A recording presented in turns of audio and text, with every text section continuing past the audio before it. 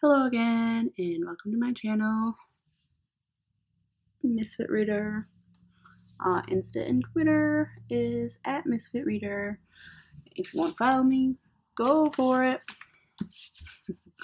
If not, I get it. Alright, today I am going to be doing the review for the Sarah J. Maas newest novel, Crescent City, aka House of Earth and Blood. That's probably reversed. House of Earth and Blood, aka Crescent City. Whatever. I finished it yesterday. I'm going to attempt to make this review spoiler free, but no promises. Actually, the few spoilers that I probably am going to talk about are within the first 200 pages. That is the only places I put tabs, because after the 200 pages, the book actually got picked up, and I was too into it to make any tabs. So, let's go ahead and talk about this book. So the first 200 pages, which is where I had my tabs, which are all kind of my what the fuck moments, or things that I thought was funny or interesting. The first 200 pages were so slow. I mean, looking back on it, there was action and there was stuff that was happening, but it's also the world building and starting out the story and stuff.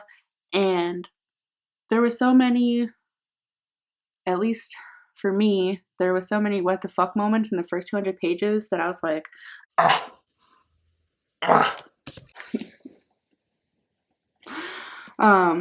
and then I bought Animal Crossing the second week while I was reading it. And then I got distracted by that and was more into Animal Crossing, and I just didn't want to pick this up because I hadn't actually picked up yet.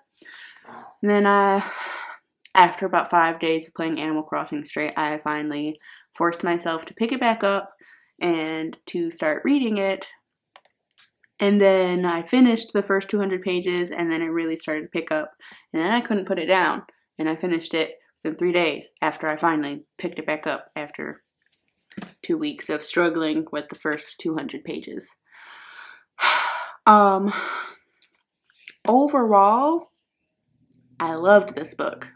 After you get past the excruciating 200 pages of world building and setting the story up, it gets good and gets really good. I rated it 5 stars on Goodreads. My complaints is that the first 200 pages, that's all I'm going to talk about. That, and this is a spoiler alert. So, yeah, spoiler alert. If you don't want to, I'm going to attempt to put a timestamp for when I'm done talking about this spoiler, which is a huge thing for any of us who read this for this month. So, timestamp will be somewhere in this little spiel.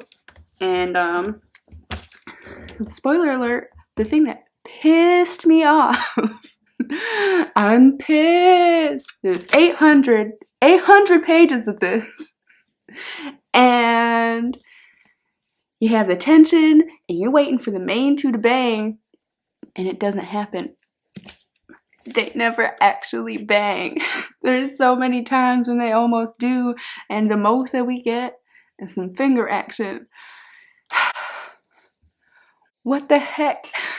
That's half the reason why I read this, was for the smut. My life. And every time I was like, oh, here we go. This is a smut. It's coming. It's gonna happen. And it doesn't. We get no peen. No peen. I'm upset.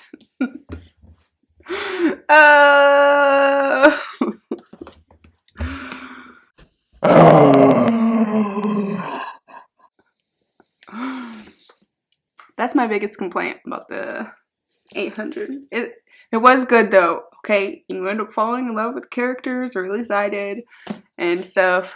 But I'm highly upset over the smut. Okay, that is my biggest con over the book. Oh. Okay. Now that we're past that. Another thing I think that it was hard for me to get into at first within the first 200 pages is that the descriptions, so it's like, would it be urban fantasy? Because it's definitely fantasy. We got all different kinds of creatures and stuff, but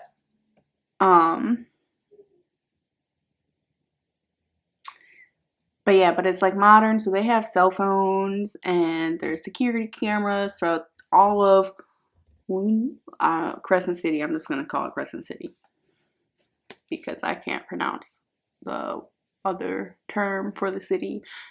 It's like Luna Atheon. I'm done. So it's modern, and Bryce, our main character, is introduced to us as a party girl, and so she's always wearing high heels and like club skin tight dresses and stuff, which is like cool, but I personally like the descriptions of like the older, really fancy like ball dresses and stuff, and that's more my style. And I can't imagine, I mean, I personally don't really wear high heels, so I'm like, damn, she wears a lot of these high heels, like, every day, what the hell? I can't relate. So I think that was another reason it was hard for me to get into that mindset of that. Does that make sense?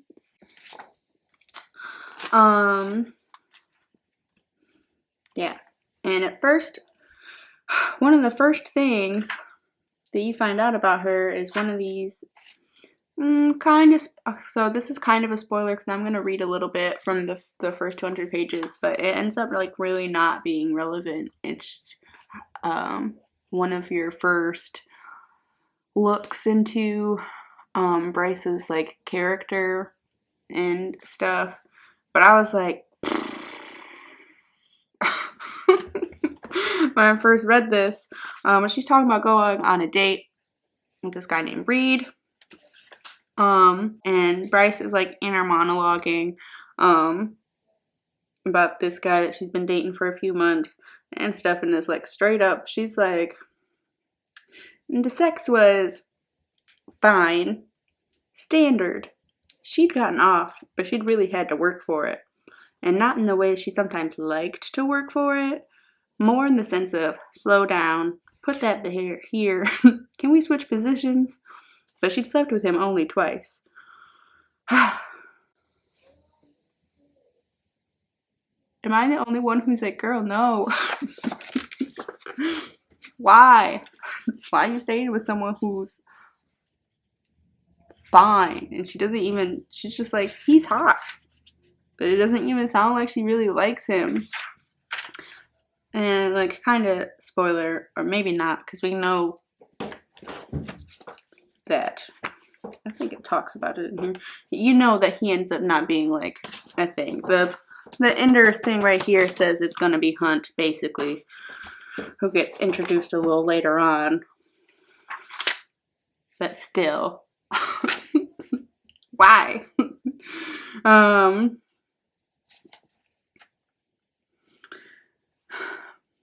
But yeah, within the first 200 pages, you're introduced to, like, she's first dating this guy, then like 2 pages after that, she dumps him, which I was really glad for, because like, what are you doing?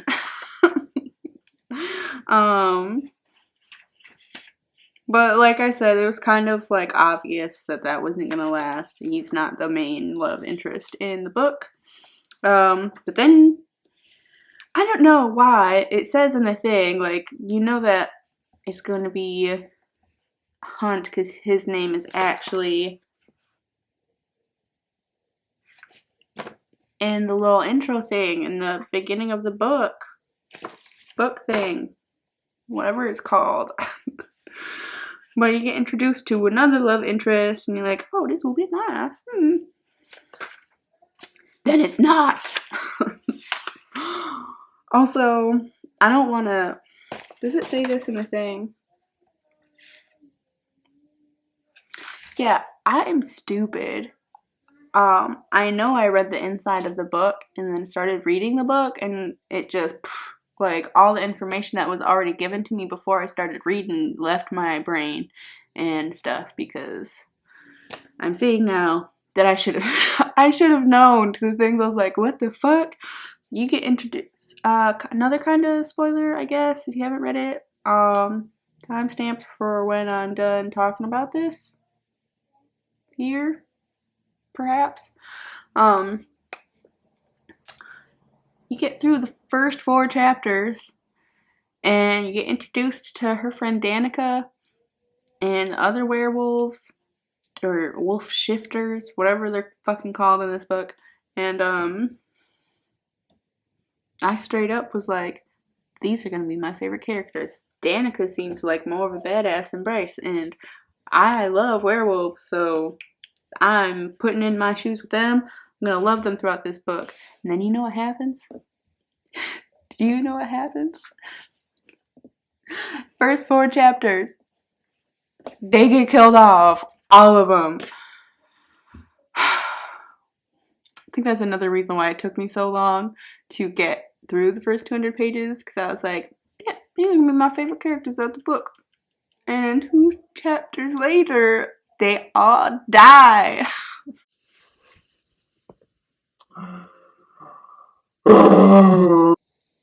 It like flashes forward, which I think is another thing that made it hard for me to get through the 200 pages. After chapter 7, it like fast forwards 2 years, which it says 22 months later. But then the whole time they're like, it's been 2 years. And that kind of irked me just a tad. And then we get to 100 pages and we get introduced to Bryce's brother, Rune. And I laughed at this because he basically sounds, his description is like, all I could think was Skrillex. Like a darker complexioned fairy Skrillex. And so I'm gonna read Rune's description to y'all and maybe you can see it too.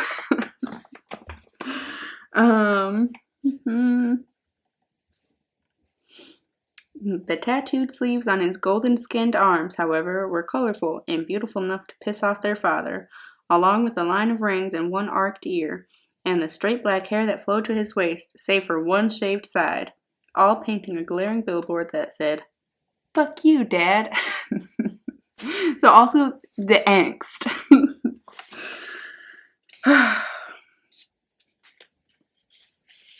There's so much angst in this book as well. Rune has so much angst towards her dad. So does Bryce. But Rune's just funny because he's just all like edgy. It's great. I mean, I end up liking him, but when you get that description, at least for me, I was like, this is gonna be hard to read. All I can imagine is Skrillex.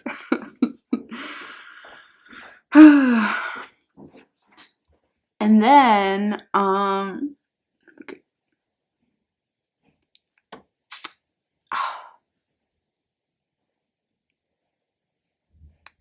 another kind of spoiler, but not really. It's not to like the main storyline, so I guess I'll put another timestamp if you want it. I'll just put it there just in case. But there's this part where it's talking about, we're still within the first 200 pages. Those are the only tabs I put into the thing. But anyways, there was just this little detail that you find out where Hunt's boss, Micah, is talking to him, and I'm just gonna read it.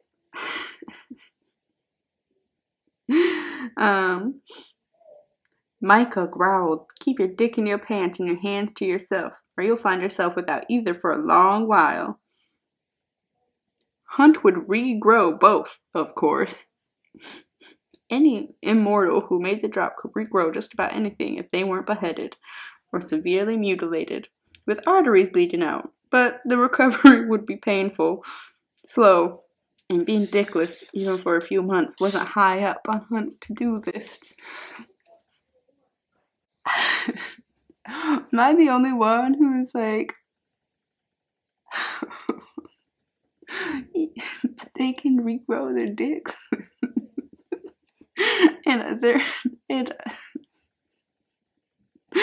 other body parts?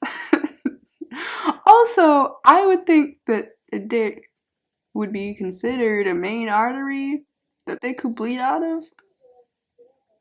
Am I wrong? Comment below if I'm wrong. That killed me. That's all my tabs. But I don't want to go, I don't know. I want to go more into it, but I don't want to spoil anything. But okay. But we know that Hunt ends up being, it's the love interest for Bryce, and he's that cliche, kind of cocky, thinks she's nothing but a party girl, doesn't like her, to her all the time, and but you end up liking him, and the common kind of hate to love trope, but it happens like over time, and it's not like instantaneous. They're working on this case together for weeks, and I love it. I end up loving it after the 200 pages and everything picks up. This book has so many twists and turns while they're trying to figure out the case of this murder and stuff. You keep finding out that there's more things into it, and they keep getting pointed in different directions, and then you think it's one person, then it turns out it's someone else, and then they think it wasn't anyone outside of something I'm not gonna say, and then you find out, oh, it's something else, and and it's an emotional roller coaster ride. Bryce basically has like PTSD, and she goes through depression and stuff after what happens in the first 200 pages of the book, and I feel like Sarah J. Maas did a really good job of that, because anytime she's like breaking down and they start talking about their feelings and different things that are fucked up, and Bryce is having a hard time, I was like, girl, you're so sad. That makes me sad. I teared up probably at least 5 times. So a lot happens. There ends up being a lot of good action in this book, towards the end, and I think that there will be another book. Like it ends pretty well, but then, you know, there's the epilogue at the end that hints towards that there's gonna end up being more. But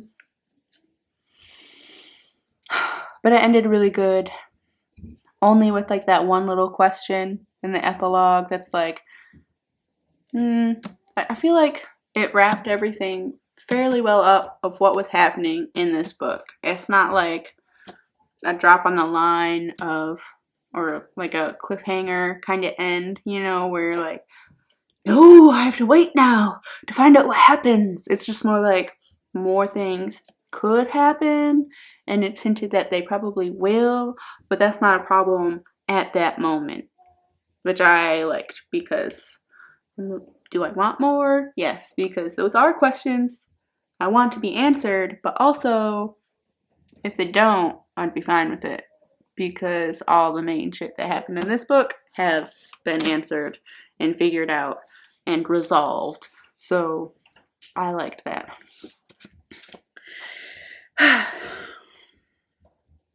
But okay, I think I'm probably done now.